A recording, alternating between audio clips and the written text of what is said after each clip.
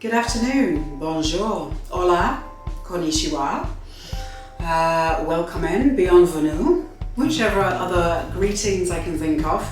I've been baking pumpkin pie cookies and I've been left with a ton of pumpkin puree.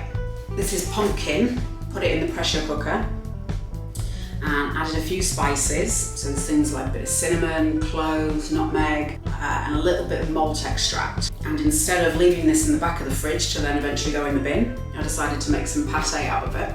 So hopefully be a nice, fairly simple, hopefully a bit quick recipe for you. The first job is to grate up 1 onion, 2 stalks of celery. Ideally a bigger onion would be better, but it's all I've got. I'll use the food processor to grate it up because it's faster. But you can by all means do it by hand or even just dice it really finely. I'll start the onion and celery frying off quite gently, medium heat. Just want enough oil to cover the bottom of the pan. I use the larger grating disc just so it's quite coarse. When I did the mushroom pâté, I then blended everything up, but I'm going to keep this one fairly coarse. But if you want it to be smoother, oh god, the onions are strong.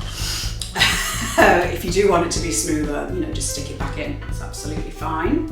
Just give everything a little stir to get the oil in there.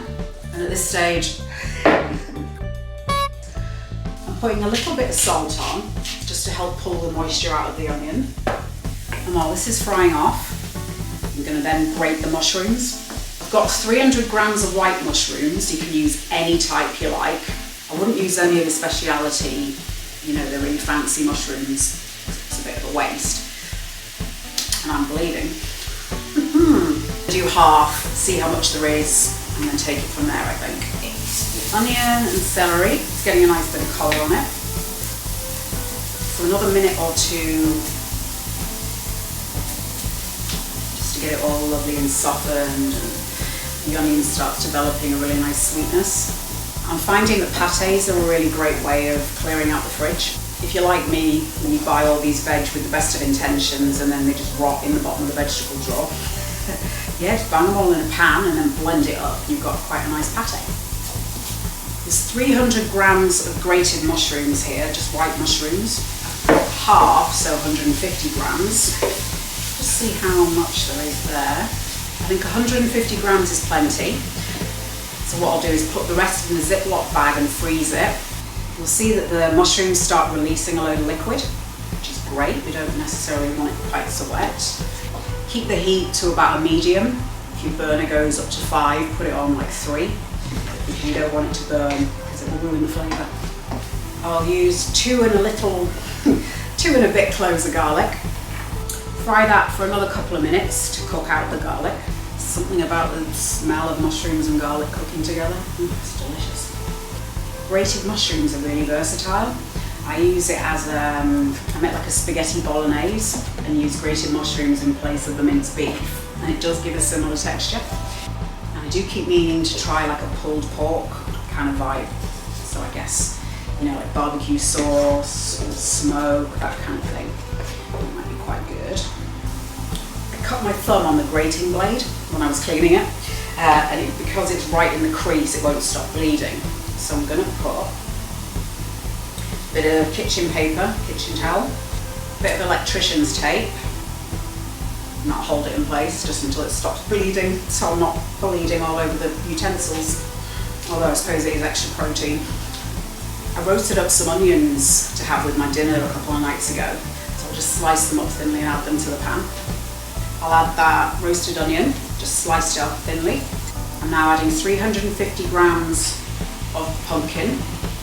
The link to the pumpkin pie cookies is in the description.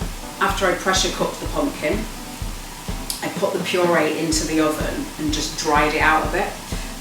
All of the instructions are in that video for you, so you can see exactly how I did it. Really easy though, and that really just evaporates a lot of the water, so you end up with a much thicker paste. The heat can be quite low now because it doesn't need any more cooking. It's just about warming things through, combining it. 50 grams of walnuts, 50 grams of quick cook oats. You can use any kind of oats that you like, and 25 grams of jumbo oats. The jumbo oats are really just for a bit of different texture. You can use all jumbo or all quick or all whatever, whatever you like. I toasted the nuts and oats 200 degrees for about 15-20 minutes until they start going a bit golden, because otherwise they're going to taste a bit raw, a bit dusty. I mean, you don't have to do that step if you don't want, but for me I just think it adds to the flavour. Next up is 25 grams of barberries, and they're a lovely sharp sour flavoured berry, dried out. If you can't get hold of them, you can use maybe dried cranberries or any kind of dried fruit. It's really just to give it a nice bit of a tang, because the pumpkin's quite rich in flavour, the onions are quite sweet and rich in flavour. Want a bit of black pepper, Nooch nutritional yeast, maybe a teaspoon of that. That gives it a kind of nutty, slightly cheesy, just a very savoury flavour. I'm adding some Ras el Hanout. It's a Middle Eastern spice blend. You don't need much. I'll put maybe a quarter of a teaspoon. You can always add more in, but you can't take it back out again. If you don't have this in particular, you can certainly use garam masala. Any mix of spices will do, really. You know, experiment with the flavours and see what you like. So we can see that the oats are pulling out a lot of the moisture. It's getting really thick and sticky. Put a splash of water in the bottom of the pan, so I'm just going to try and loosen off some of those stuck-on bits, just because I don't want them to keep on cooking and, you know, changing the flavour. Want a little bit of tomato puree, teaspoon maybe, to give it a bit of tang. I've got 150 grams of soy yogurt. Put in a tablespoon to start with. And this is to give it a little bit of, yeah, a bit of sourness, kind of tangy. You could use a creme fraiche, or if you wanted to take it slightly sweeter, you could use coconut milk, something like that, coconut cream. You don't have to put it in at all if you don't want. I'm using a little bit of brown miso paste for a bit of extra umami flavour, a bit of salt. If you don't have this, you can use salt if you like, a bit of soy sauce maybe. Not much, about a teaspoon. Give it a good stir to combine the miso. I made buffalo sauce a while ago, and I've got this little pot of it in the back of the fridge. Half a teaspoon. I just found a recipe online, but I switched. It said to use white vinegar or white wine vinegar. Can't remember which. So I put balsamic vinegar in it, because why not? It's good, it's got a really deep flavour. And if you mix that with a bit of ketchup, a bit of tomato ketchup, it's amazing. Another tablespoon of the yogurt-ish, give it a taste.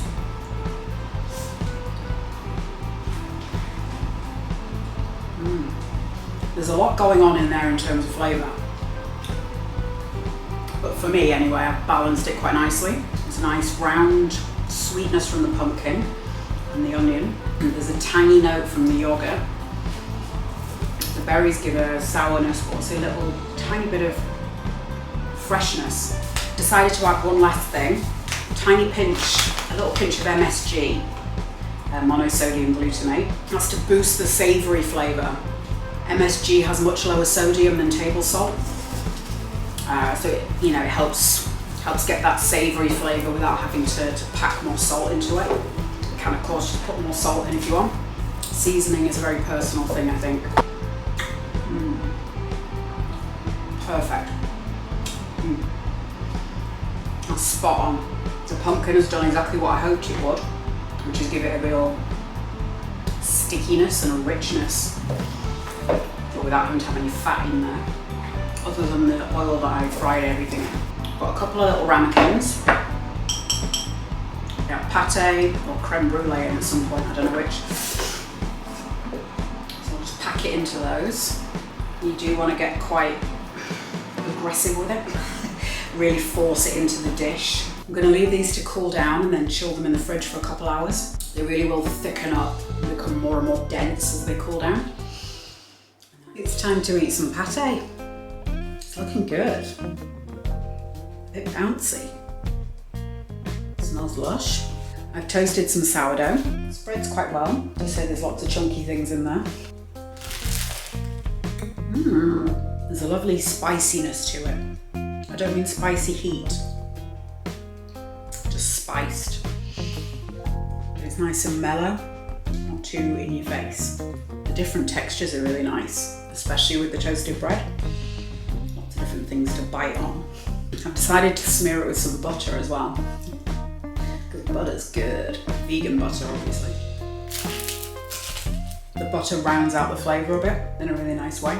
Hit subscribe and click the little bell icon if you enjoy finding out what the next vegetable I'm going to randomly smear on toast will be. I was just tidying the fridge up a bit and remembered that I had some leftover barley risotto, and I think instead of freezing one of the pâtés, I'm going to mix it with the risotto and make burgers. Coat the outside in polenta and then just freeze them.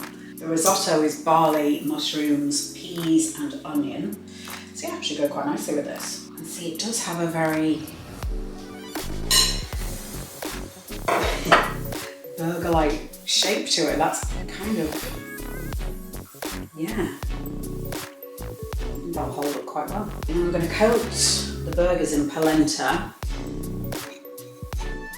So it's very finely ground corn. I suppose this is a sort of arancini ball burger hybrid. So it should hopefully, stand up to being bitten on. I added a touch more salt and pepper. Yeah, I might do 4 thinner burgers. It's always better to do this with wet hands. It's always a good idea to wet your hands each time. It just helps things not stick. A couple of sheets of baking paper. And one at a time. Press it into the polenta. Pick it up, give it a shake. Turn it over. And then go around the sides, all coated. Pop it onto the sheet. Repeat.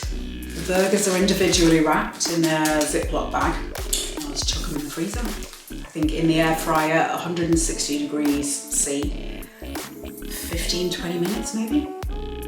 Going at 5-minute intervals. Do you enjoy watching random leftovers get squished together to form one greater good? Then hit subscribe and like, and I'll never let you down.